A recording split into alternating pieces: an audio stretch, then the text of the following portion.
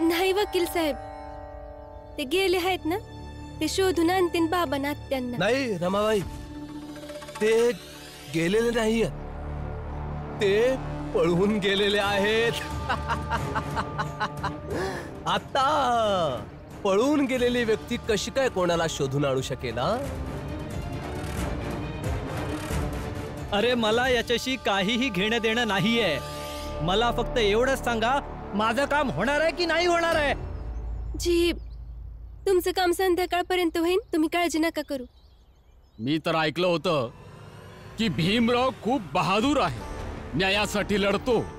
चुकीचं ऐकलं होतं मी. या जिजाबाईंनी मला चुकीचं सांगितलं. जिजाबाईंनी सांगितलं की भीमराव धाडसी आहे. खोटारडी. अरे धाडसी वगैरे नाहीये, फक्त नशिबाचा धनी आहे. वेळोवेळी नशीब सोबत देत होता आणि तो जिंकत होता. परंतु केव्हापर्यंत? प्रत्येक वेळी तर नशीब सोबत देत नसते ना. अरे नशीब तर रमाचं पण साथ देत नाहीये, जी तिथलं काम सोडून इथे घरच्या भानगडी सोडवण्यात स्वतःचा वेळ वाया घालवते आहे. जरा शांत राहावा ना तुम्ही लोक. वरडून वरडून नुसतं तमाशा चालवलाय. आणि जोशीजी,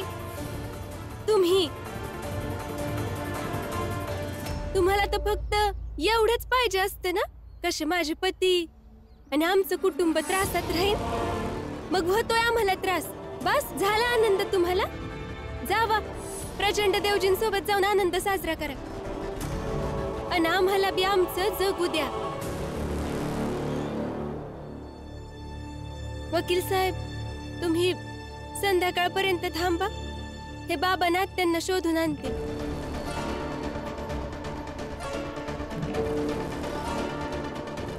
आणि तुम्ही चला माझ्यासोबत. ताईंची तब्येत तर बरी नाहीये. मी लक्ष्मी ताई सगळं काम उरकून घेऊ. तब्येत खराब असली म्हणून काय झालं रमा? मी आभी तुम्हा दोघींसंग येईन. नाही ताई, तुम्ही आराम करा ना, आम्ही दोघी करून घेऊ समद काम. लक्ष्मी, मला ठाव आहे की तुम्ही दोघी लय बहादूर आहात, समधी कामं करू शकता. पण मला बी माझ्यात विश्वास तयार करायचा आहे ना, की मी बी अशी कठीण कामं करू शकते. म्हणून मी बी तुम्हा दोघींसंग येणार. वय ज्याने स्वतःच्या नवऱ्याला कमीपणा दाखवायला आणखी हिंमत गोळा होईल, वय ना? नाही तर तुमच्या समध्या वाईट सवयींचा विरोध करू शकेन.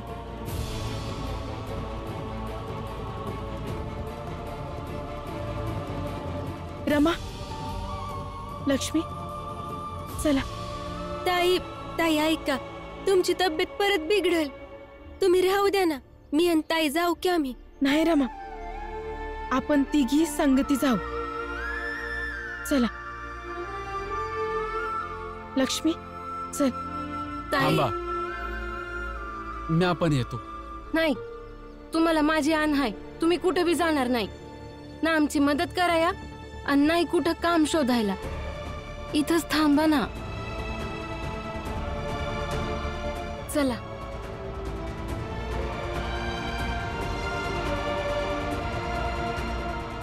करुणा, बाळा, का त्यासनी थांबवून पुन्हा स्वतःची बेइज्जती करून घेतोयस? गप्प बस. खूपच मनोरंजक घर आहे रामजींचं. हे काय, संध्याकाळपर्यंत वाट पाहूया की भीमराव आणि रामजी पुन्हा परत येतील, की रमा पण हे मान्य करेल की ते दोघे पळपुटे आहेत. आणि कायद्याच्या लढाईला असं अर्ध्यात सोडून पळून जाणं सुद्धा गुन्हा आहे बाबा. हे एकच कारण आहे तुमच्याकडे घरी परतण्याचं. भीम, मी माझ्या पत्नीची बेकायदेशीर मागणी पूर्ण केली नाही, म्हणून कोणतं पण न्यायालय मला फाशी देणार नाही. जातो, मी नाही येणार. नाही येणार तर मग ठीक आहे, मग मी पण जाणार नाही. इथेच बसून राहीन तुमच्या सोबत.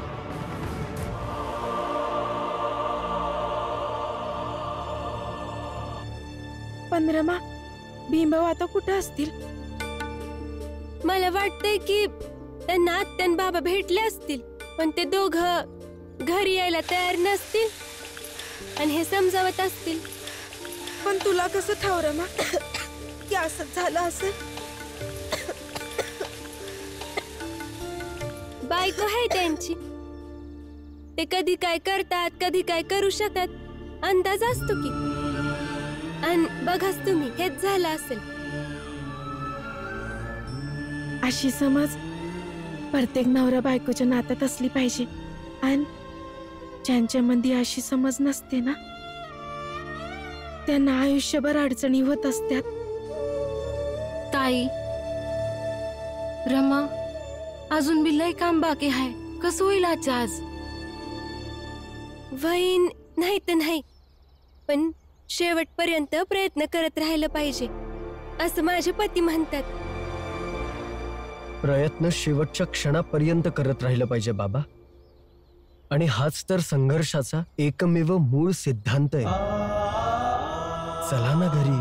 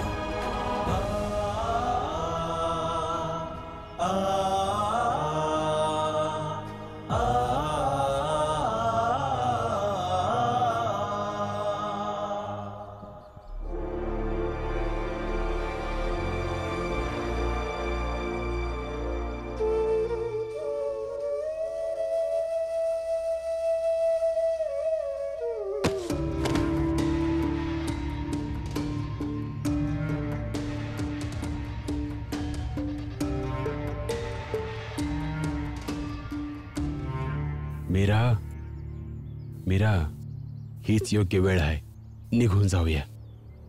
नाही दादा, भीम आपल्या मागे पुरी रात चालत आला आहे. थकला आहे. त्याच्या डोक्यावर हात ठेवेन ना मी तर त्याला आणखी चांगली झोप येईल. मीरा, हीच योग्य वेळ आहे. चल इथून. जेव्हा याची झोप पूर्ण होईल आणि याला माहिती पडेल की संध्याकाळ झाली आहे तेव्हा त्याला आपसुकच स्वतःच्या बायकोची आणि बालाच्या बायकोच्या जबाबदारीची आठवण होईल आणि तो स्वतःच निघून जाईल. चल ना इथून. चल.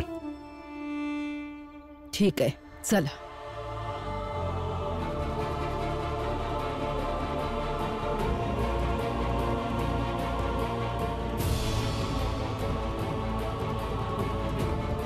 बाबा आणि आत्याला जाऊ नाही द्यायचंय.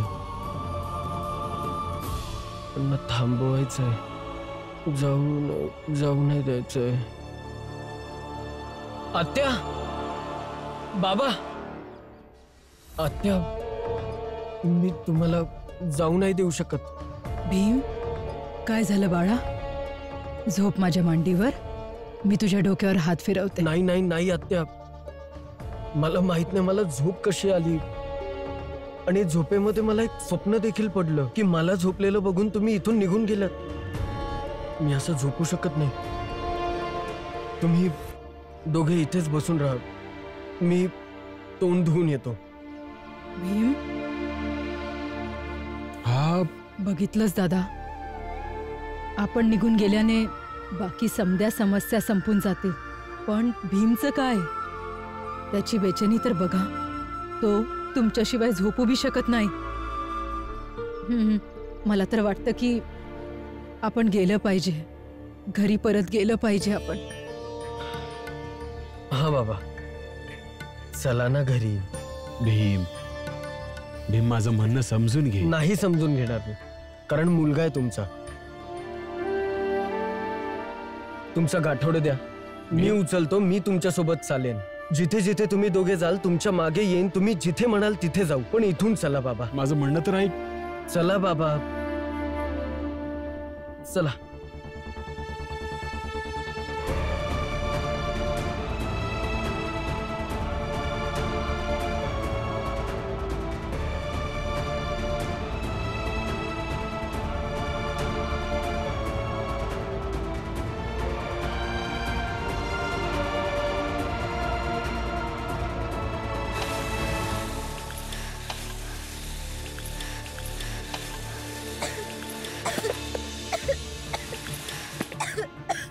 ताई ताई ताई ताई तुम्ही राहू द्या, आम्ही दोघी करू. वय ताई. नाही रमा, काय नाही होणार. चल लवकर काम करूया. ताई आहो, तुम्ही राहू द्या, आम्ही करू. ऐका, एका प्रहराचा चौथा हिस्सा देखील शिल्लक राहिलेला नाहीये सूर्यास्त व्हायला. आणि सूर्यास्तापर्यंत जर काम पूर्ण नाही झालं तर अट लक्षात आहे ना? सूर्यास्त झालाय.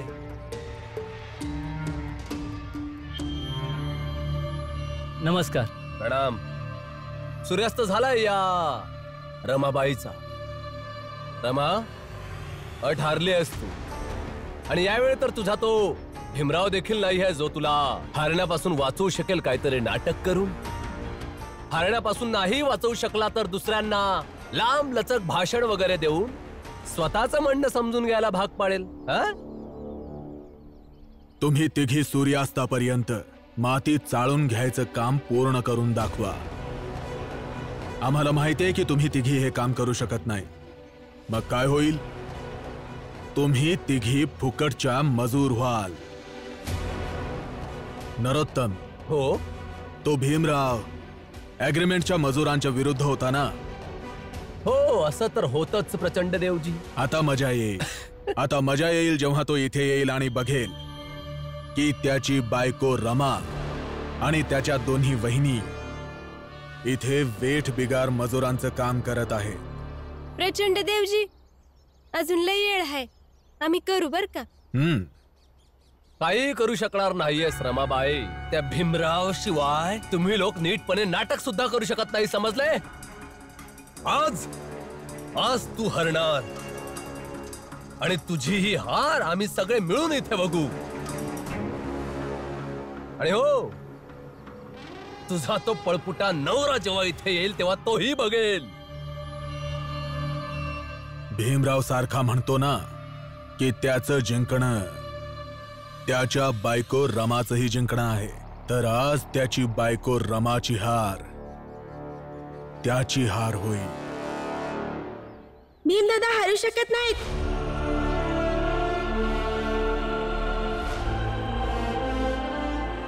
आणि रमाताई पण. अजून पण इतका वेळ आहे की समजा काम होईल. अरे कोण आहेस तू? तू काय एकटा हे सगळं काम करू शकतोस? नाही, या तुम्ही समजे.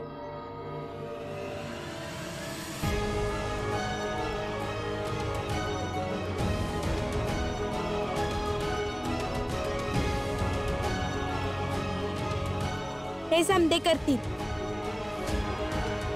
तसं तुम्ही हे नाही विचारणार की हे समजे कोण आहेत? कोण आहेत?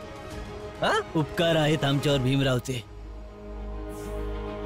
आज भीमराव नाहीये, पण आम्ही सगळे त्यांच्या पत्नीची मदत जरूर करू. माझ्या मुलाला शिकाया भीमरावानं पाठवलं. त्याच्या बदल्यात मी भीमरावसाठी काय बी नाही करू शकलो. म्हणूनच आज दीपकने सांगितल्यावर मी लगेच आले. आणि त्यांच्याच प्रयत्नामुळे सगळ्यात आधी रस्त्याच्या कडेचे विजेचे खांब भीमरावच्या चाळीत आले. आणि मग मी त्यांना त्यांची प्रक्रिया विचारली आणि मग मी पण प्रयत्न केले. आणि आता माझ्या चाळीत पण विजेचे खांब आलेत. त्यावेळेस मला त्यांचे आभार मानायची संधी मिळाली नाही, पण आज मिळाली, तर आज आम्ही आलो. मी भीमरावला कधीच भेटले नाही, पण त्याच्याबद्दल लई ऐकलं आहे. जो आमच्या जातीसाठी इतकं समद करतोय, त्याच्या बायकोची मदत आम्ही नाही करणार तर आणखीन कोण करेल?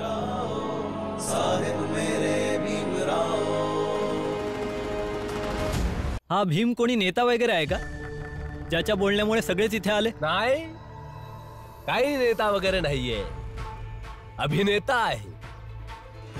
रोज नवीन नाटक करत असतो तो. बघूयाच की सूर्यास्तापर्यंत हे सगळं काम होतंय की नाही. बघूया. लक्ष्मीने शपथ घातली आहे, मी इथून जाऊ पण शकत नाही. माहित नाही तिथं काय घडत असेल, त्यात काम संपू शकतील की नाही. अरे कामाचं तर सोड, मला तर या गोष्टीची काळजी आहे की माझी बायको धडधाकड परत येईल की पुण्यांदा बेशुद्ध पडल.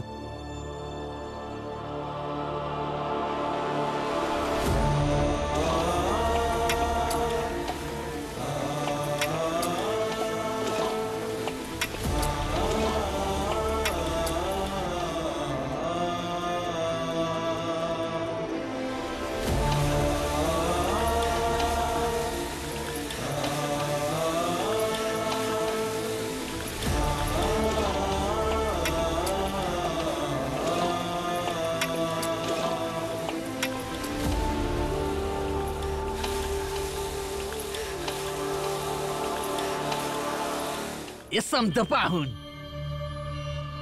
खरंच जिजाबाईसाठी खूप दया येते, दुःख बी होते.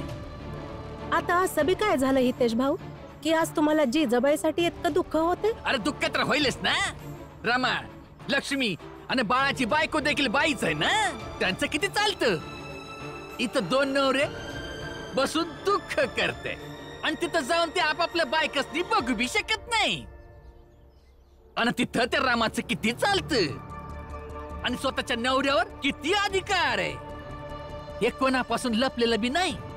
तिथे एक जिजाबाईच आहे, बाई आहे, पण तिचं काय बी चालत नाही.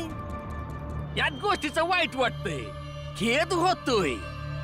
अहो तेच तर, एकाच घरात बायकांमध्ये एवढा भेदभाव केला जातो. शेवटी आम्ही शेजारी आहे. आता शेजारी शेजाऱ्यांच्या सुखदुःखात काम येणार नाही तर कोण येणार? मग वाईट तर वाटेलच ना. वा जनार्दन वा, तुम्हा तिघांना एवढंच वाईट वाटत असेल ना, तर दुसरीकडे जाऊन एकट्यात दुःख करा. मग ठीक आहे, करतो. आमच्या घरात जाऊन दुःख. जनार्दन, जोखू, चला या या माझ्या घरात या. तिथं बसून दुःख करूया. या.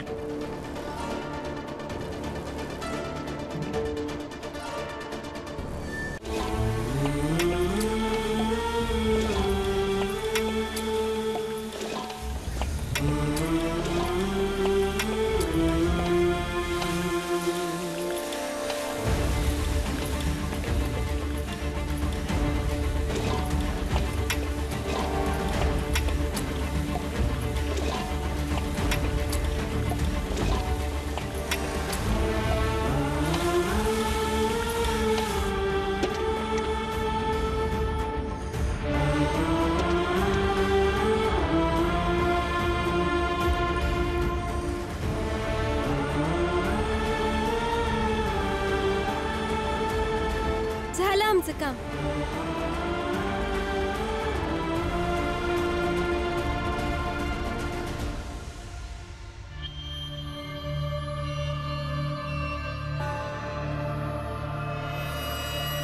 प्रचंडदेवजी, विनाकारण आपण आपला वेळ वाया घालवलात. तिच्या या दगड माती या सगळ्यांमध्ये उभं राहून, या सर्व मूर्खांमध्ये उभं राहून आपण आपला स्तर घालवत आहोत. निघूया चला. जरा थांबा की.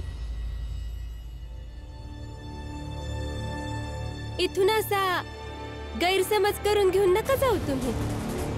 शेठजी, काय म्हणत होते तुम्ही की माझे पती नेता बीत आहेत काय, जी एवढी लोक आली? नेता बीत नाहीये माझे पती. माझे पती एक व्यक्ती नाही तर एक विचार आहे. संघर्षाच्या परिभाषेबरोबरच एक उमेद आहे. लाचारी नाही, विश्वास आहेत ते. आणि हे मला आज समजलं जेव्हा मी या लोकांना पाहिलं.